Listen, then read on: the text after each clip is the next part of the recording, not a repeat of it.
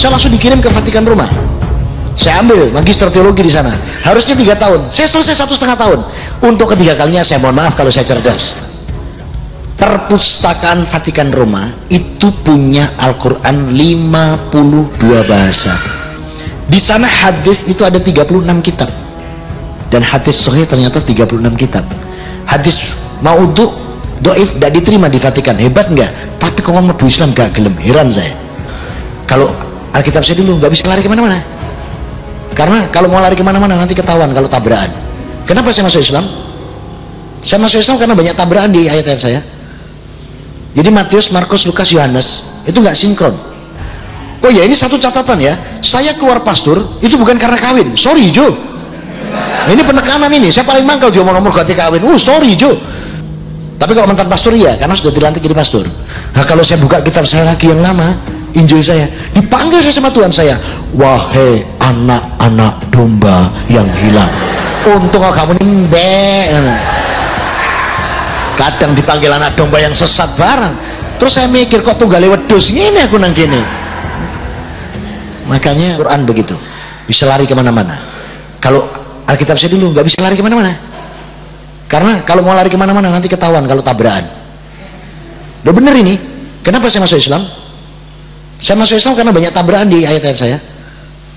Jadi Matius, Markus, Lukas, Yohanes itu nggak sinkron. Matius bilang Yesus keturunan Nathan. Markus bilang Yesus keturunan Harun. Lukas bilang Yesus keturunan Daud. Yohanes daripada ditanya bingung, dia bilang mulanya Firman. Firman jadi Tuhan. Saya nak paling aman deh. Lah yang kasihan siapa? Dinas kependudukan, catatan sipil, ngeluh ngerasana keturunan sapa Yesus ini. Lah masa kitab suci aja begitu? Kenapa sih saya pindah? Boleh sedikit cerita boleh ya? Jadi saya dulu itu kan pindahnya kan begini. Saya dulu TK-nya di sini, di Surabaya, TK Katolik Kristus Raja. SD-nya SD Katolik Santo Yohanes Gabriel. SMP-nya SMP Katolik Santo Stanislaus. SMA-nya SMA Katolik Santa Maria. Sekolah pastor tingkat menengah Katolik Santo Vincentius Apaulo. Harusnya 2 tahun, setahun selesai. Jadi mohon maaf kalau rotok cerdas saya, ya. Kemudian nggak ditaruh di umat saya, nggak ditaruh di gereja. Tapi karena saya 2 tahun bisa selesai setahun, saya diteruskan sama Keuskupan Surabaya untuk sekolah lagi. Nah, maka saya sekolah lagi, ngambil di STFT, Sekolah Tinggi Filsafat dan Teologi, di Santo Giovanni. Itu 10 semester, harusnya 5 tahun. Saya selesai 3 tahun. Untuk kedua kalinya saya mohon maaf kalau saya rada cerdas ya. Jadi saya nggak dikembalikan ke umat, langsung sekolah STFT-nya. Yang 5 tahun cuma 3 tahun saya. Kemudian karena lulus nggak ditaruh di gereja saya. Jadi sebenarnya keliru nulis saya mantan misionaris karena saya belum turun ke umat. Tapi kalau mantan pastor iya, karena sudah dilantik jadi pastor. Jadi harusnya keliru. Kalau nulis saya jangan mantan misionaris, salah nanti. Bisa dikritik sama mereka. Mantan pastor saya itu benar. Karena saya belum turun ke umat. Begitu saya lulus 3 tahun itu, tidak 5 tahun, saya langsung dikirim ke Vatikan Roma. Saya ambil magister teologi di sana. Harusnya 3 tahun, saya selesai 1,5 tahun. Untuk ketiga kalinya saya mohon maaf kalau saya cerdas. Nah, kecerdasan saya ini terjawab. Kenapa saya begitu cerdas? Terjawabnya waktu saya masuk Islam. Kenapa? La haula wala quwata illa billah. Karena Allah. Karena waktu saya di SMA Santa Maria, saya nggak pintar-pintar amat kok. Malah hampir dikata nilainya nggak terlalu baik. Karena apa? Waktu itu saya 8 orang satu kelas yang laki-laki. Santa Maria itu perempuan semua itu. Satu kelas 30 itu perempuan. Lakinya cuma 8 lah. Jadi satu orang bisa dapat 3 gitu ya. Nah, pada waktu ujian, antum tahu nggak roknya anak-anak Santa Maria? Ini loh, sepanjang baju takwa saya ini roknya. Jadi roknya anak Santa Maria segini nih. Ini roknya dia. Jadi roknya segini. Nah, kalau dia duduk ujian, kalau roknya naik itu keluar fisika, kimia, biologi ada semua. Jadi waktu jarak ujian tuh saya cuma lihat rumus-rumus doang. Makanya nggak lulus, nggak baik-baik saya nilainya. Ini nilai saya baik itu setelah saya sekolah laki semua itu baru baik. Saya dapat IP itu mulai di menengah sampai di magisternya itu rata-rata 4 ya, IP-nya. Tapi sampai tanah air, waktu saya bawa ke, saya pernah juga bekerja di televisi ya, di stasiun televisi milik negara.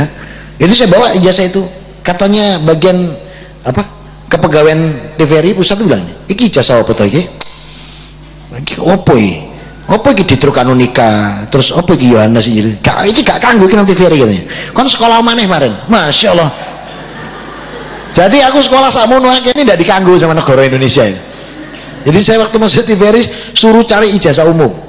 Maka saya gimana caranya sekolah sambil kerja? Ya sudah, saya di ITATS. Jadi saya insinyur saya teknik school dari ITATS. Ya. Jadi saya sekolah lagi. Ya.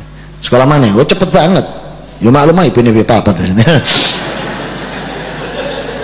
Ya cepet pokoknya nemu ijazah udah selesai. Ya. Makanya saya periode singkat sekolah di ITATS itu. Ya. Nggak banyak orang kenal saya di ITATS. Kecuali yang pernah saya marahi. Ya, karena LLM ini biar mantan komandan resimen mahasiswa. Gua ya. Saya juga mantan Cak Surabaya. Tahun 89. Katanya dulu ganteng dulu. Sekarang kumisnya sudah kena relent, jenggotnya yang mengalami perpanjangan. Nah kemudian kenapa saya masuk Islam? Ketika di Vatikan Roma itu kami belajar, dan lucunya apa? Perpustakaan Vatikan Roma itu punya Al-Quran 52 bahasa, termasuk terjemahan bahasa Jawa. Lah pulang ke Indonesia golek Quran terjemahan bahasa Jawa malah ndak ono. Saya ngeluh, piye ya kok iso ya. Tapi Vatikan Roma punya Quran terjemahan bahasa Jawa. Tapi waktu saya pulang ndak ada di Indonesia. Lah ya sampai bingung saya itu. Jadi mereka punya, itu yang buat Yohanes Paulus II, yang buat perpustakaan Islam. Jadi di ruang tempat kami di St. Peters itu kami ada perpustakaan yang isinya Islam tok full. Di sana hadis itu ada 36 kitab. Dan hadis sahih ternyata 36 kitab. Hadis maudhu, dhaif tidak diterima di Vatikan. Hebat enggak? Tapi kalau mlebu Islam gak gelem, heran saya. Nah kenapa mereka tuh kok tidak mau pindah itu lah? Padahal ayatnya jelas. Saya melakukan 2 penelitian. Yang pertama karena akidah, yang kedua karena hubutunya. Menurut akidah begini, Allah itu kalau kita tidak kebacut, tidak ditutup. Tapi kalau kita sudah kebacut benar, kufur terhadap nikmat Allah ini, maka ditutup. Maka hati-hati dengan surat ke-7 ayat 178. Jangan sampai kita dicap seperti itu. Lahum qulubun la yafqahuna biha wa lahum a'yunun la yubsiruna biha wa lahum adhanun la yasma'una biha. Jangan sampai hati kita ini sudah tidak lagi bisa memahami ayat Allah, mata kita tidak bisa lagi melihat keagungan Allah, telinga kita nggak bisa lagi mendengar ayat Allah. Kalau sudah seperti ini, Masya Allah ya, ini tempatnya neraka dan sesat melebihi hewan. Oleh karena itu mereka nggak akan mungkin mau pindah. Karena apa? Hubud dunia. Bayangin aja di Matius 16:4, maka mereka mendapatkan 10%-nya, 1/10 dari harta kekayaan. Itu kan luar biasa. Makanya suruh pindah nggak mau, kenyamanannya banyak. Contoh ya, ini contoh. Kalau namanya pendeta mau ceramah atau khutbah, sehari sebelumnya ditelepon, Bapak Pendeta, ya besok khotbah. Di mana? Di Purimas. Kami jemput 2 jam sebelumnya. Nah itu kalau pendeta. Kalau Ustadz jangan lupa ya besok ya, bisa berangkat sendiri ya Tad ya. Itu. Tidak apa-apa, tenang. Saya masih bisa berangkat sendiri. Ini cuma contoh.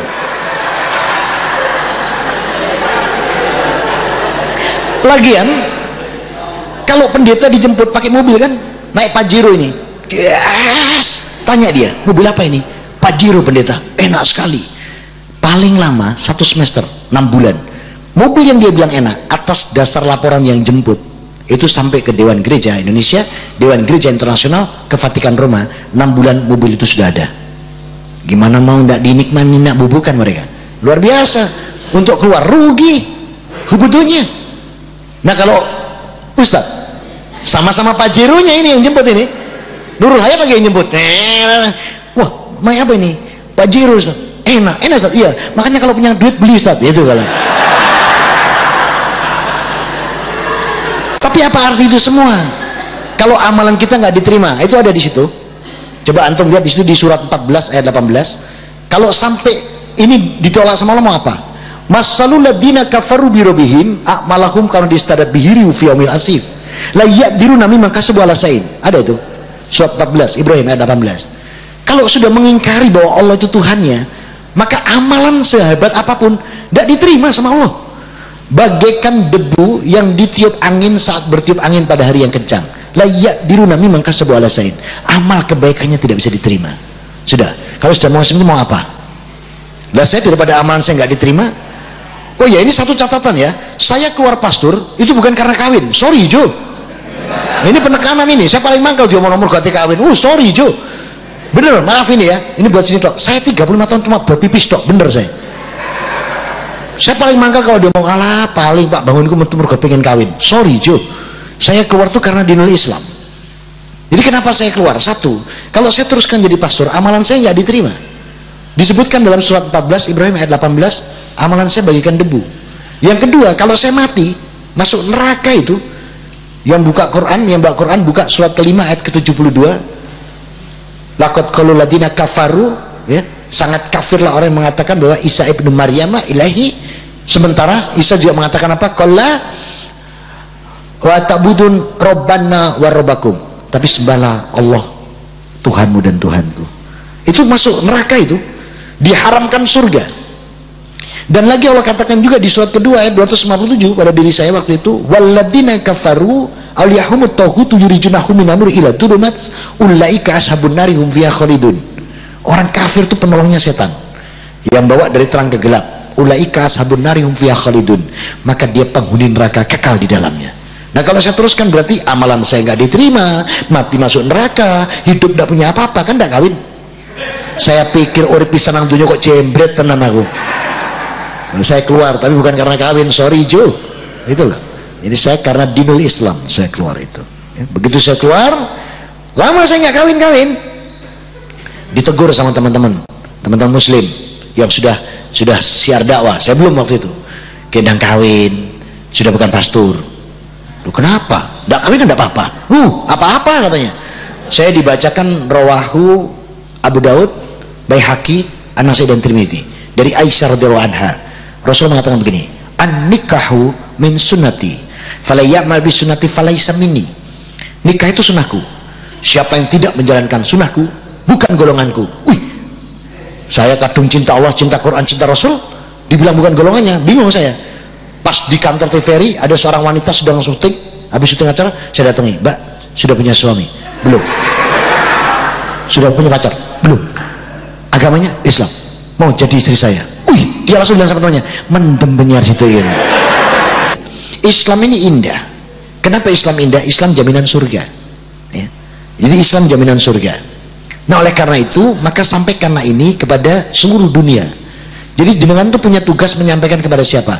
Kepada Cik D, Cik Nga, Kok Le, Kok Liang, Cece, Meme, itu harus sampaikan. Termasuk Franciscus, Vincentius, Wedus, Robertus. Saya tuh kalau nyebut nama-nama sana tuh, iya, karena gini, saya waktu buka Quran pertama dulu, saya bisa jatuh cinta. Kenapa? Saya dipanggil sama Allah waktu belajar Quran dengan panggilan Ya Ayyuhan Nas. Kadang saya dipanggil Ya Ayyuhalladina Amanu. Masya Allah, Al-Quran itu. Nah kalau saya buka kitab saya lagi yang lama, Injil saya, dipanggil saya sama Tuhan saya, wahai anak-anak domba yang hilang. Untung kamu nimbe. Kadang dipanggil anak domba yang sesat barang. Terus saya mikir kok tunggale wedhus ngene aku nang kene. Makanya saya terus pindah. Jadi saya pindah bukan karena kawin. Aku paling mau angkel aja perkara kawin itu. Saya pindah karena dinul Islam. Ya. Nah, oleh karena itu maka kita sekarang ini yang sudah dalam Islam ini ayo hijrah gitu loh. Kalau ketika kita belum sempat pada totalitas kita, ayo sekarang totalitas. Artinya hijrah, waktu kita hijrah tidak disia-siakan. Ingat surat 103, itu ada juga di makalah saya. Surat 103 itu kan Allah katakan apa? Wal asri. Cuman 3 ayat ini. Wal asri innal insana lafi khusrin illa ladina amanu wa amilus solihati wa tawassaw bil haq. Ya. Jadi kita jangan sia-siakan waktu lagi. Ayo kita isi waktu ini dengan apa? Manusia ini rugi, sudah rugi di mata Allah. Tidak ada yang tidak rugi. Tapi Allah katakan di ayat ketiga apa? Kecuali mereka yang beriman.